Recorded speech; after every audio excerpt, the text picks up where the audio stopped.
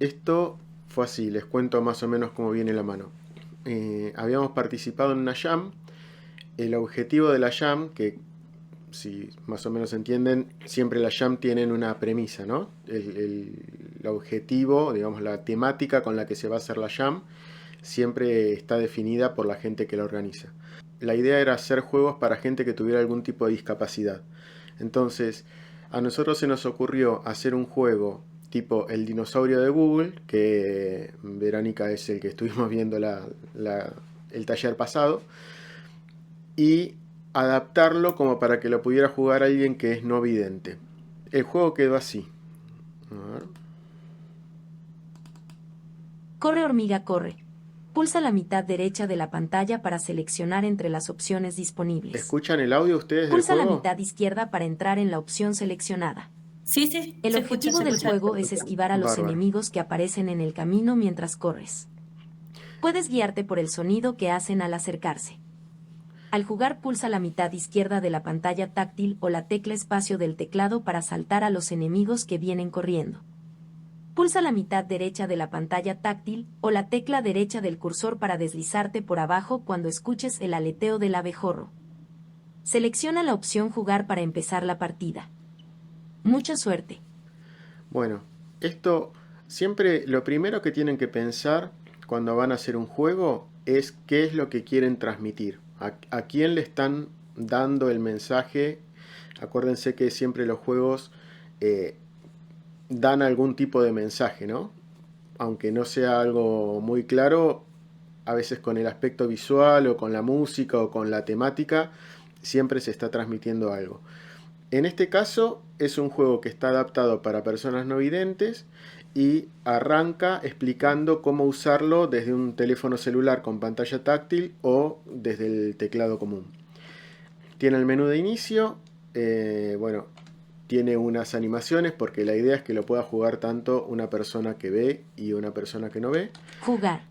Y cuando entran acá donde dice jugar, tenemos un juego muy parecido al dinosaurio de Google Chrome. Salta y creo que se agacha también. A ver, no me acuerdo con qué se agachaba. Una de las cosas que tiene es sonido. Ahí está, con la flecha a la derecha se agacha.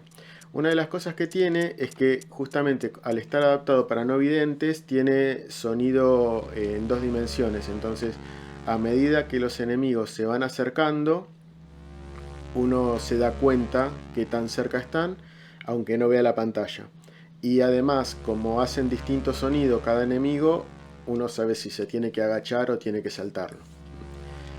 Y acá Juego terminado. cuando perdés, Mejor suerte para la próxima. Tu puntaje es 45. Pulsa la mitad izquierda de la Ahí te da pantalla el para puntaje. volver al menú inicial. Así que bueno, la idea Corre, del hormiga, juego corre. es esta. Tiene instrucciones. Bueno, en el menú tiene instrucciones, tiene la opción de salir. Créditos. Y cada vez que cambias de Salir. opción, Jugar.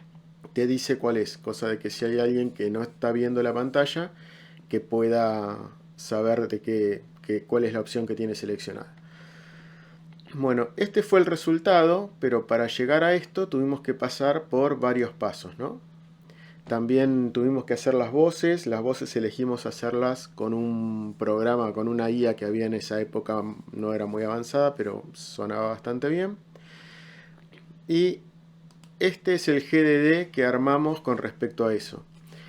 El GDD por lo general tiene el título con el que uno quiere identificar el juego. Si de entrada no tenemos el título, no hay problema, le ponemos un título provisorio que haga alusión a lo que se va a tratar el juego, pero uno arranca con ideas y no tiene todo completamente definido cuando arranca el GDD. Por eso es importante tener en cuenta que el GDD es un documento vivo. Un documento vivo quiere decir que a pesar de que yo de entrada hago una versión, después va a ir evolucionando, porque a lo mejor yo pensé en hacer alguna mecánica que en mi cabeza sonaba muy bien y después cuando la pruebo es un desastre, no es divertida y eso pasa muchísimo. Entonces, una vez que tengo definido el título o le pongo uno provisorio, tengo que pensar una frase que defina lo que yo quiero que haga el juego. En este caso es un juego Endless Runner en el cual debes esquivar a otros insectos para no morir. Igual, para llegar a este punto de la introducción, nosotros hicimos muchos pasos. O sea, primero hicimos una tormenta de ideas, como para tirar un montón de ideas así sobre la mesa, decir, bueno, de todas estas ideas, ¿cuál nos parece mejor?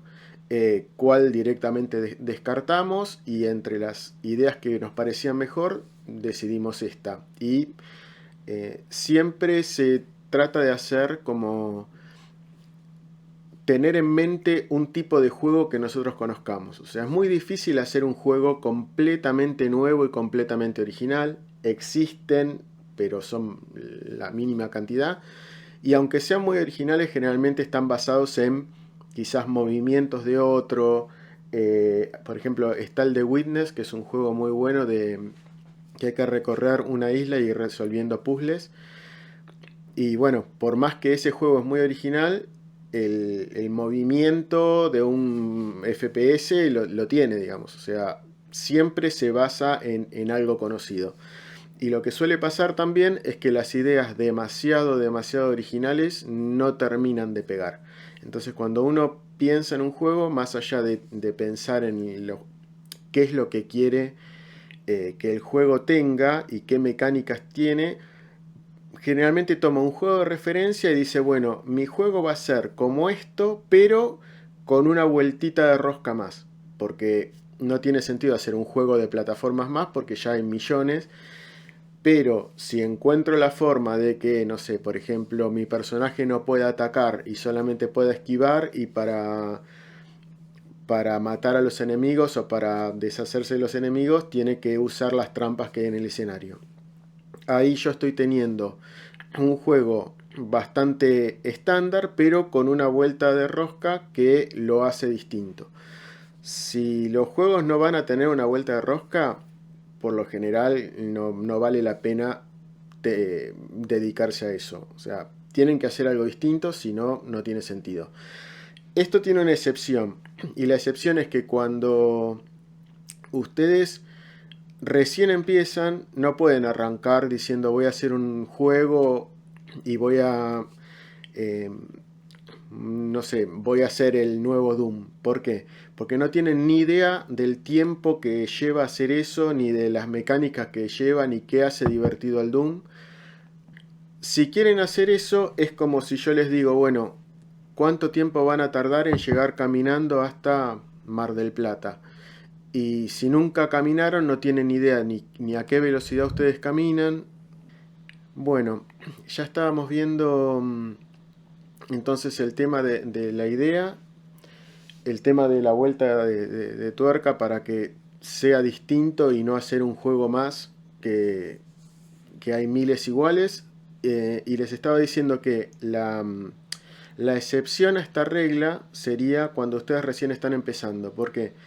Porque no tienen idea de sus capacidades. Entonces, si ustedes no saben cuánto les lleva hacer un juego cortito, por ejemplo como el del dinosaurio de Google o como un juego de avioncitos, ese tipo de juegos fáciles de hacer entre comillas que pueden hacer con un tutorial y que les dan la noción de cuál es el esfuerzo que lleva hacer un juego, no van a poder planificar de decir, bueno, voy a hacer un juego tipo Doom original, porque no tienen idea de cuánto tiempo lleva nada, ni cómo se hacen las mecánicas, ni cómo se programa, ni cómo se hacen los gráficos.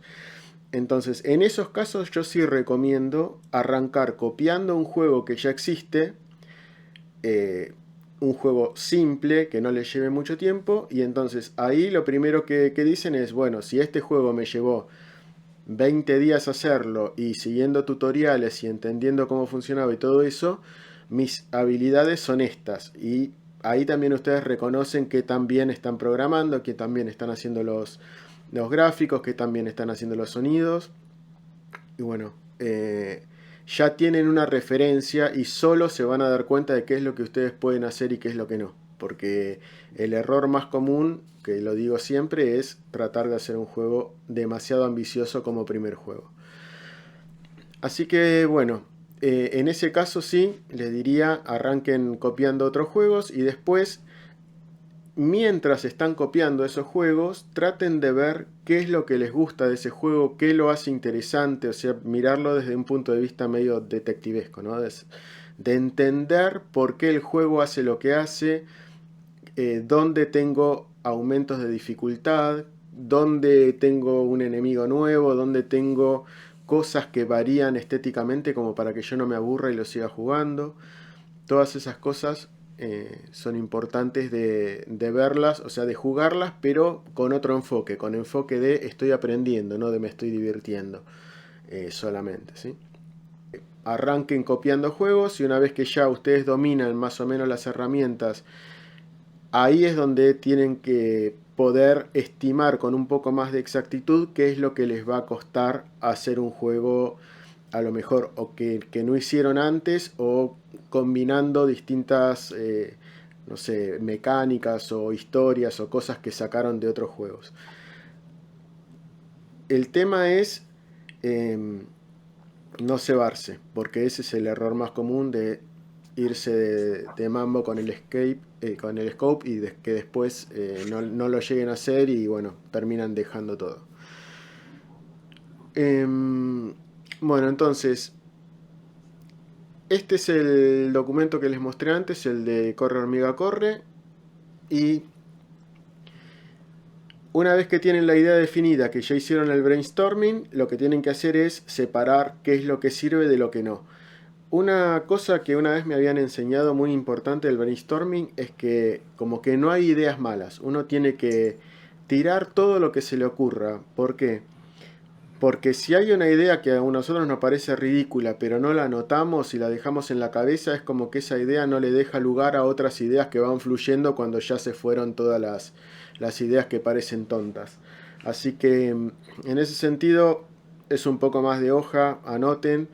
Y otra cosa que yo suelo hacer generalmente en las primeras etapas cuando necesito hacer algo más creativo es manejarme con un cuaderno o papel y lápiz, porque la computadora o el celular son como fuentes de distracción enormes y uno agarra el teléfono para hacer una cosa y termina haciendo otra que no tiene nada que ver con lo que había empezado a hacer.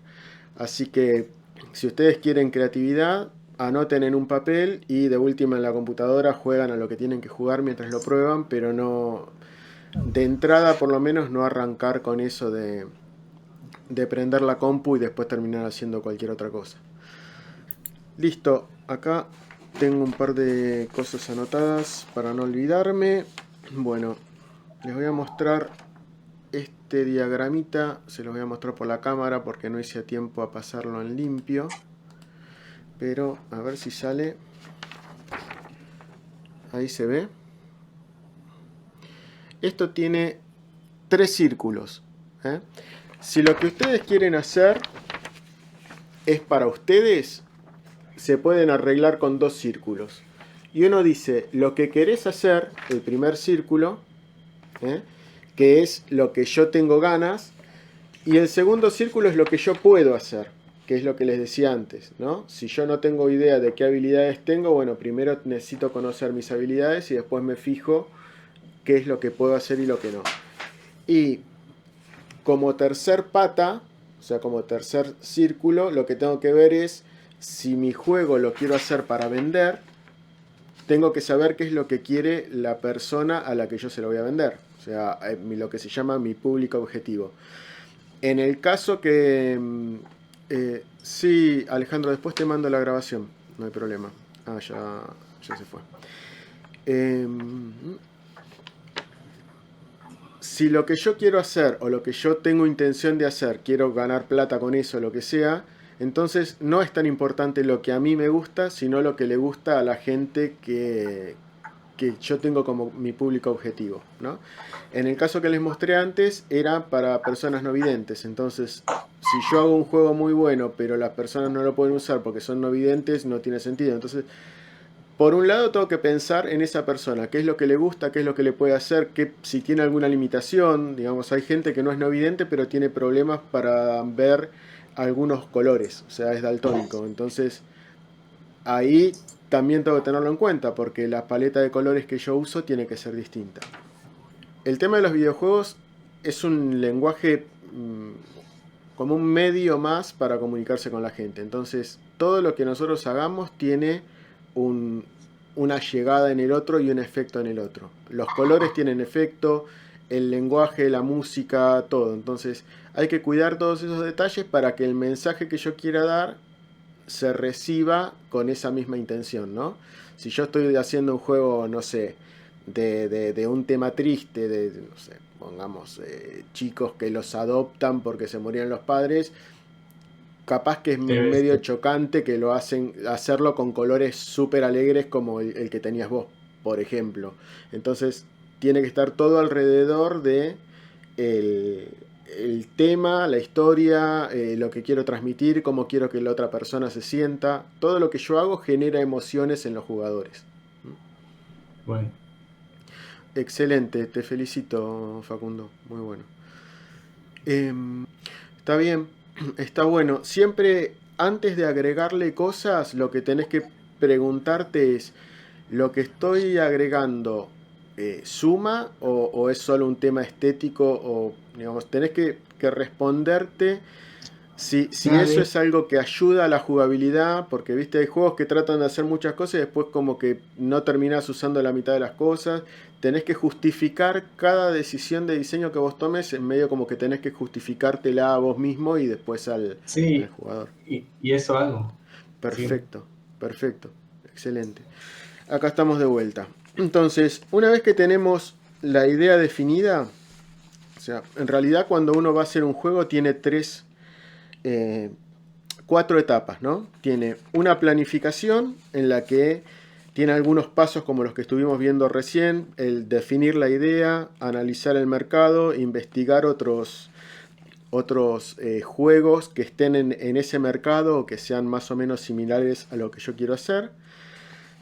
Después de todas las ideas que tiré inicialmente, elegir una y hacerla un poco más específica, es decir, empezar a completarla, que no sea un solo renglón como acá que dice introducción, juego Endless Runner en el cual debes esquivar a otros insectos para no morir, sino que tengo que empezar a pulirlo un poco más. Entonces acá, por ejemplo, pusimos, eres una hormiga que va corriendo por el jardín para llegar a tu hormiguero, esquivando, ya sea saltando o deslizándote por debajo, a los insectos que viven allí y pueden comerte. Eso es desde el punto de vista de la historia o de la idea del juego, ¿no? Después, la parte de recursos y necesidades. Alguna de las cosas que nosotros pusimos acá es gráficos pixelar con contraste por el tema de las personas que tienen que ven pero que tienen dificultades, que no están completamente ciegas pero que tienen dificultades para ver algún tipo de colores.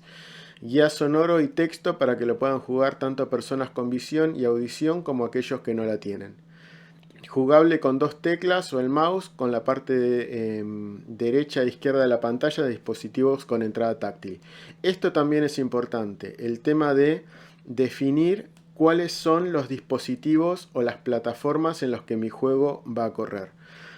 Porque no es lo mismo diseñar un juego para celular con pantalla táctil que para la Play 4 con mando o la Play 5 con mando o la PC con teclado y mouse. Entonces, definir cuál es el dispositivo en el que va a correr es súper importante. También tengo muchas veces limitaciones técnicas, ¿no? Un teléfono de gama media no va a poder correr los mismos juegos que un teléfono de gama alta y muchísimo menos correr juegos hechos con Unreal Engine, por ejemplo. Ese tipo de juegos muy pesados y con gráficos demasiado buenos en un teléfono por lo general andan muy mal y en un teléfono de gama media directamente ni andan. Otra de las cosas que acá habíamos dicho era generación aleatoria de obstáculos, lo mismo que hace el juego del dinosaurio. Eso es porque le dedicamos tiempo a estudiar el juego del dinosaurio, como les decía antes. Lo estuvimos jugando un montón y vimos el tema del cambio de día a noche, el tema de que aparecen distintos enemigos, que a medida que va pasando el tiempo los enemigos vienen más rápido. Bueno, todas esas son cosas que ustedes cuando hacen el tercer ítem, que es la investigación, ahí es donde empiezan a ver juegos que tienen mecánicas que a ustedes les interesan y que quieren poner en el juego ustedes, y lo tienen que ir anotando todo acá. Cuando ustedes, esto creo que lo comenté en el video cortito que subí a las redes, cuando ustedes hacen un GDD para ustedes solos, puede ser esto, un TXT o una página con muy poquita información. Pero en los estudios grandes, el GDD a veces tiene 200, 300 páginas. ¿Por qué? Porque ahí tiene que estar todo lo que tiene que ver con el juego. Y cualquier persona que lo lea y que trabaje en el juego, no le tiene que quedar ninguna duda. Es como un camino súper detallado en el que dice, tenés que agarrar por acá, doblar a la derecha, después seguir 5 cuadras, después doblar a la izquierda. Bueno, más o menos lo mismo. Entonces, a cada uno que le toca, por ejemplo, al que tiene que hacer la parte gráfica o los que tienen que hacer el audio, tienen que tener, por un lado, una idea general de lo que es el juego, de lo que quiere transmitir, de lo que el diseñador ideó para ese juego, y por otro lado, cuál es la tarea que les toca a ellos, ¿no? Entonces, hay una parte donde hay lo que se llama concept art, que ahora vamos a ver si tenía en algún lado un GDD que tenía todos los gráficos. Ahora les voy a mostrar, hay un video que vi el otro día que también se los voy a pasar para que lo vean. Es un youtuber que hace 4 años que está haciendo un juego con un equipo de personas. Y este es el personaje que está haciendo, en realidad no lo está haciendo él. Él estuvo en la parte de idea y hay artistas gráficos que después de hacer un montón de pruebas llegaron a este estilo de gráficos pixelar. Ay, a mí me encantan los pixel art. Sí, es muy lindo y más cuando está bien hecho, como en Sí, este caso, pero bueno, en sí. este caso lo está haciendo gente que la tiene bastante clara. Acá, Pathos, que es el youtuber este, está mostrando el GDD, que bueno, él lo hizo creo que con Trello o con alguna de esas herramientas, y acá tiene todo el detalle de cada una de las cosas. El mono en el caso de él es como si fuera el arma, porque creo que lo que él eligió era que el mono pudiera atacar, pero el personaje tuyo no. Hace parries de esquiva y tiene que hacer como que el mono ataque al enemigo y matarlo de esa manera, ¿no? Es lo que les decía antes, hacer un juego que sea parecido a algo, pero con una vuelta de rosca más, con una diferencia que lo haga único. Ahí está el tema del salto, bueno, respiraciones, tiene un montón de cosas detalladas acá.